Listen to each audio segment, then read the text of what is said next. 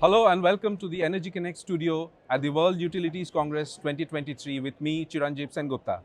Today I'm delighted to have with us Dr. Sama Bilbao y Leon, the Director General of the World Nuclear Association, to speak about how nuclear energy can fuel a sustainable future. It's a pleasure to have you with us, Dr. Sama. And since the last time we spoke at the same Congress last year, what has changed in the industry? Well, first of all, thank you for the opportunity to join you again this year. And you are right, things have changed quite a bit since last year. So last year we were already seeing a lot of interest in nuclear, but I think that right now the interest is absolutely global. We are seeing countries in every continent in the world that are very much interested in, not just interested, they are actually very assertive, telling us that nuclear energy is a key piece of the puzzle when it comes to achieving the net zero goals.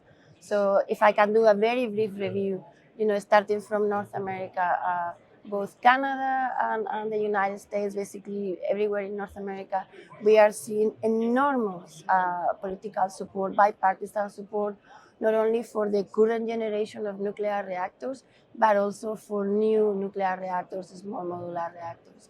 Then going down South America is exactly the same thing.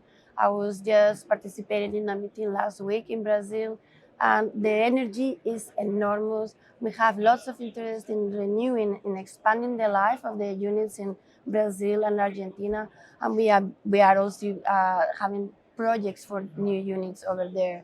So including a small modular reactor in Argentina. And then, so we are moving back to Europe. In Europe, you know that right now, despite the fact that Germany unfortunately closed their units permanently, Germany is now the exception. 14 countries in Europe have very strongly asserted that they absolutely depend on nuclear energy to be a key piece of their energy mix. So UK, Netherlands, France, Czech, Slovakia, Hungary, Romania, Bulgaria, Polonia, Estonia, Slovenia. They are all very, very focused on nuclear. And again, large reactors, small reactors, and actually also making sure that the existing fleet continues. And then if we move to the Middle East, of course, we have the story here in UAE, which is a super, super successful story of bringing almost 25% of the electricity to be clean electricity in less than 14 years. That is a huge success. But we are seeing the same in Turkey. I was just in Turkey 2 weeks ago. Last week. I don't know, I'm missing the thing. Very recently, I was in Turkey when Turkey received the first load of fuel, which means that Turkey is now a nuclear country, and we were very glad to welcome Turkey in the nuclear family. But of course, the same is happening in Egypt. Egypt is moving forward with nuclear. And then also in Africa, we have numerous countries like Ghana, like Uganda, like of course South Africa, Kenya, that are also betting for nuclear. And then in this area, we also have Saudi Arabia that are already starting to see what type of nuclear power plant they are going to build, and same thing in Kazakhstan or Uzbekistan. So lots of movement here. And then let me just finish in the other part of the world. So if we go to Asia, so China, of course, you know that for the last few decades, they've been building 10 reactors per year, and they are moving forward very quickly. You know that they have the goal to have 150 reactors in the next few years by 2050. And then India is just as aggressive. They have planned to triple their capacity in the next few years. And then Japan, I think it's very good news that not only they are continuing with the existing plants that they have operating, but they are actually extending their life, and they are looking even to new reactor designs in the future. And then, of course, you know that in Southeast Asia, we have Bangladesh, where we are building new nuclear power plants already, and several other countries like Philippines, like Indonesia, that are very, very interested. And then last but certainly not least, Korea. Korea, you know that for a few years we were missing Korea in the global industry arena, but luckily they are back, and certainly they are a major player, and their strong supply chain is supporting the rest of the industry.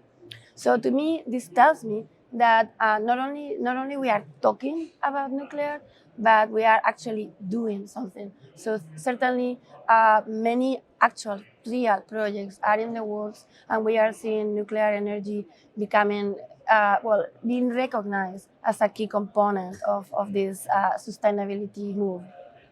Right. Now, yesterday at the Nuclear Energy Forum, you highlighted the equity aspect of nuclear energy. And can you talk to us more about that? And also, how do you think nuclear energy has the potential to help countries achieve energy security? Exactly. Well, again, I love to talk about energy equity because somehow it seems that in many of the discussions we miss this third leg of the tripod, right? Yes, decarbonization, sustainability is very important. Yes, energy security, independence is certainly essential, but energy access, energy equity, that is absolutely essential. And to me, this has several aspects. One of them, of course, is providing energy to many millions of people in the world that do not have access to abundant 24/7 clean, affordable energy. So this is primarily in the global south. So that is an essential component in which I think that nuclear energy can be very, very important. But I think it's much more than that.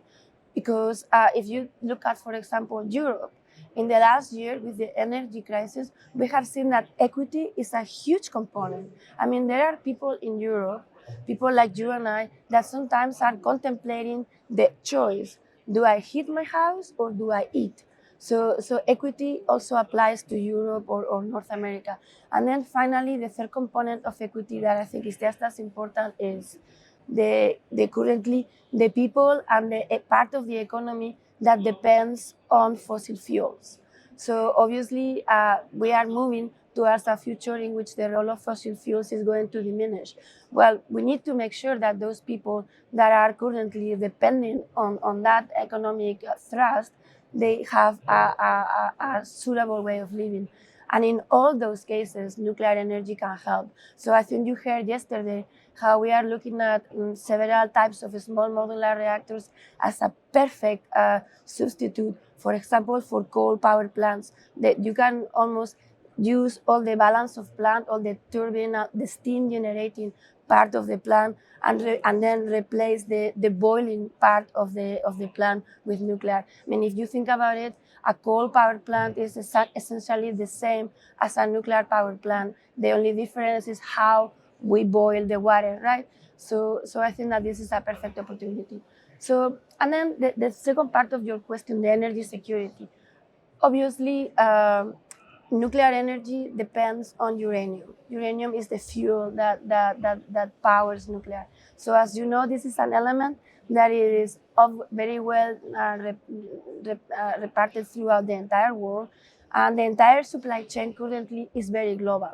And furthermore, if we are going to need to meet these 2050 goals, we are going to need to actually develop enormously the supply chain. So this means, of course, that nuclear energy is really independent of, first of all, the weather, the season, and just as importantly, geopolitical situations.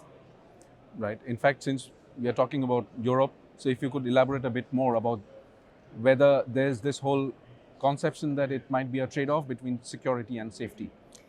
Well, I mean, the security of nuclear power plants is well established. I mean, as you know, nuclear power plants are currently the safest mode of produce electricity. I mean, and unfortunately, we measure that in fatalities per kilowatt hour, which is dreadful way to measure it, but okay, that's how it's measured. And that is true for all energy sources. So nuclear is the safest way to produce electricity.